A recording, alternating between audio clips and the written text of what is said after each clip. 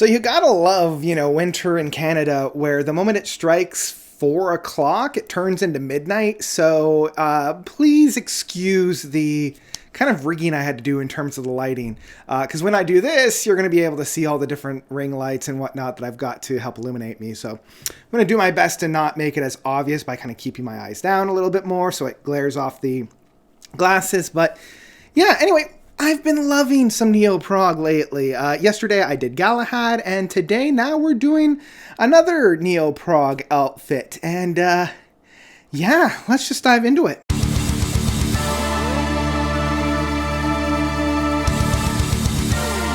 The Theory of Molecular Inheritance by Arena. So Arena is a really interesting beast when it comes to the neo-prog sphere, as it's kind of like a super group of neo-prog, even though it kind of helped shape the neo-prog outfit back in the early 90s with their first album of Songs from the Lion's Cage. They are kind of made up with, as I mentioned, a little bit of a conglomeration of individuals, starting off with John Mickles from It Bites and Frost and his own band of Lonely Robot. He's usually on, guitars and backing vocals, along with Mick Pointer, I think is how you pronounce his last name, on drums, the founding drummer of Marillion, but I believe he might have actually played on Script of a Jester's Tear, or he might have left just before that, but he was one of the founding members on that. As well as Clive Noland on keyboards, coming from Pendragon and other big ones like Shadowlands and Strangers on a Train. And rounding off the group, we have Kalen Amos on bass and a new gentleman at the vocal works. We have Damian Wilson. And Damien has done some work with more like progressive metal bands like Threshold, who actually just released another album. So I might have to actually review that in a couple of weeks as I get my feet wet in that one. Anyway, as I mentioned, they are a pretty prominent progressive, neo-progressive rock band, really making it big in like the late 90s. Like the first two albums of Songs from the Lion's Cage and Pride were fine, but I don't think it was until like The Visitor in 1998 and Immortal in 2000 that they really found their stride. They really found what made them special, and then followed that up with Contagion, probably their best one. It's the one that kind of put them on the map in that sense. And they've kind of had their here and there fine albums, like Pepper's Ghost was fine, The Seventh Degree of Separation was okay. The Unquiet Sky I actually have returned to a couple times. I found it was really big, really powerful, very meaty, and Double Vision from 2018 kind of left me a little bit on the colder side. I haven't actually returned to that one quite as much as all the other ones. So yeah, it's been a hot minute, about 4 years, I think it is. Yeah, about 4 years since Double Vision. And yeah, we come to the Theory of Molecular Inheritance. And much like with most of Arena's outfits, this is a concept album. And this one's kind of dealing with the theory, very loose theory of molecules inheriting the memories, or at least retaining the experiences that they have lived through conscious beings, whether it be humans or animals or plants or whatnot. And as those molecules, because molecules can neither be destroyed nor created, they just transfer energy from one product to another, that memory, that experience is then, supplanted into whatever the next embodiment of that can be. It's a very interesting one, it's a very interesting kind of concept to play with within a concept album.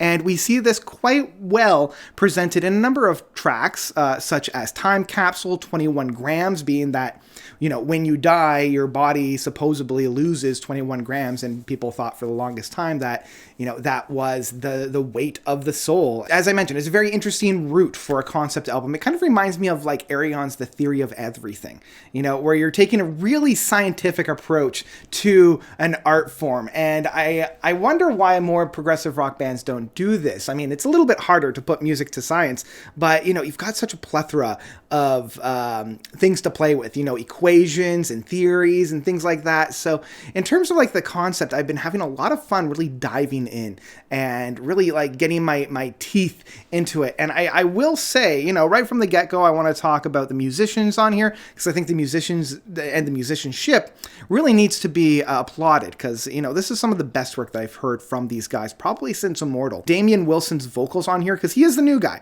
He is replacing Paul Manzi. I think is how you pronounce his last name. He was the vocalist from Double Vision.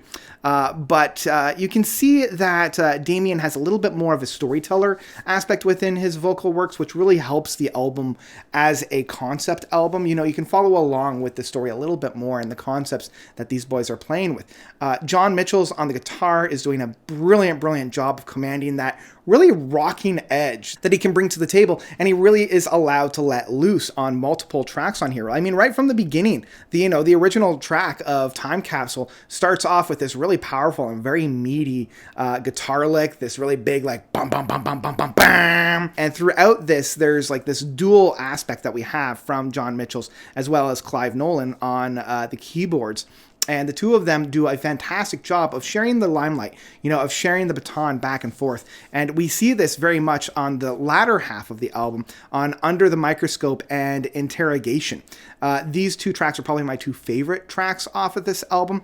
I love how both of these tracks take their time to kind of build up, and we have a really wonderful play out at the end, especially on Interrogation. I always want to say Investigation, but on Interrogation with this beautiful guitar and keyboard play out. And this is what I love, and this is what makes me come to the table for neo-prog, is that dueling of the guitars and the keyboards and the two playing with each other, going back and forth.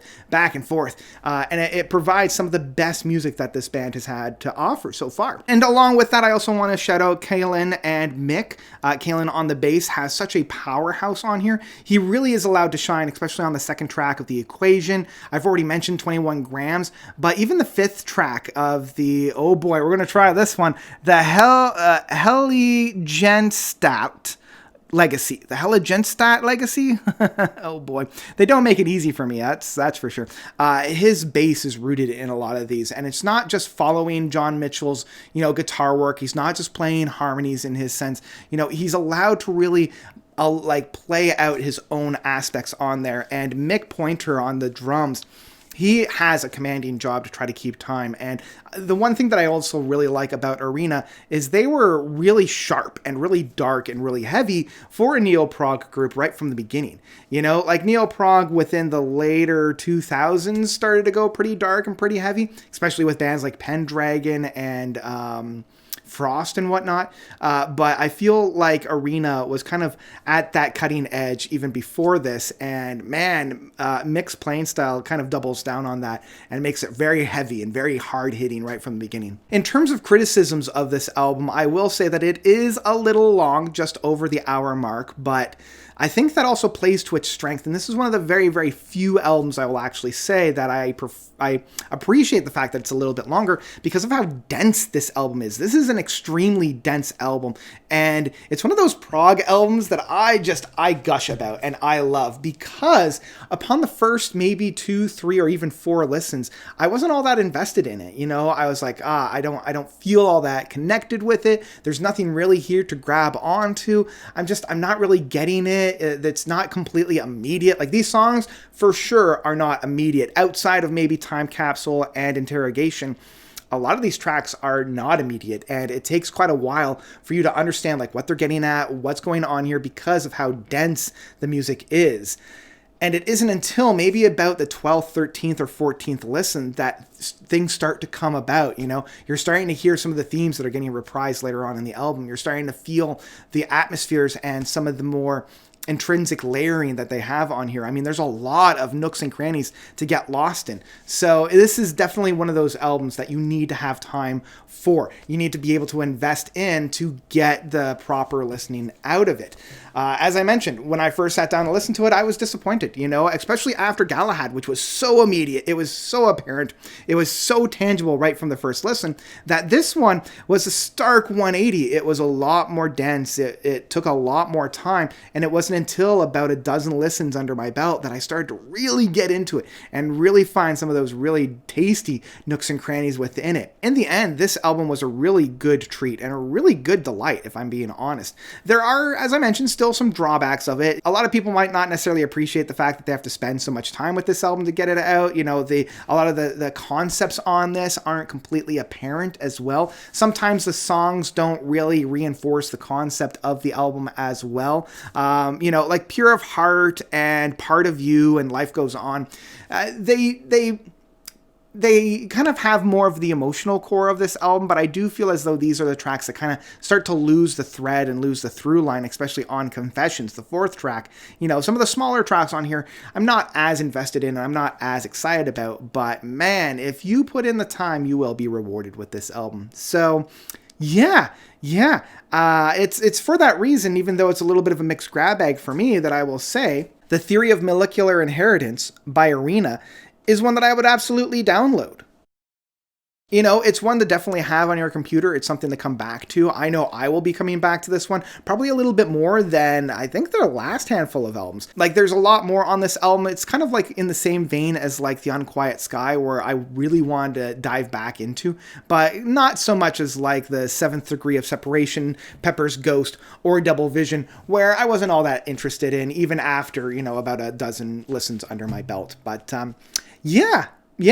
This is a light recommendation, you know, if you're into the neo-prog stuff. I think this is a great addition for you. If you're new to the band, I don't necessarily think you should start here, just because, as I mentioned, it's a little bit on the denser side. I would honestly recommend checking out their 3-album run, starting with The Visitor, going to Immortal, and then going right into Contagion. I think those 3 albums will give you a really good idea of what this band is all about, and then coming back to The Theory of Molecular Inheritance. I think you'll get something a little bit more out of this album with those listens under your belt. But yeah, that's about it for me on this album from Arena. Had a great time diving into some neo-prog.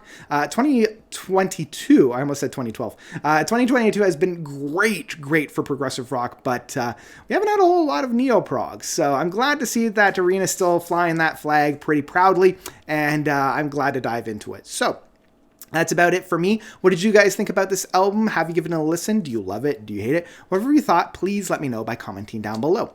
And yeah, I think that's all I've got for you guys today. Oh, I'm on Hive now. You know, if Twitter is you know, the fast sinking ship that it appears to be. If you want to get updates on my videos, if you want to see more of my rambles, go and check out my my Hive, I think it is. You know, what's the buzz? Tell me what's about of it. Who knows how long I'll keep it, but I've left the link down below for you guys to check out.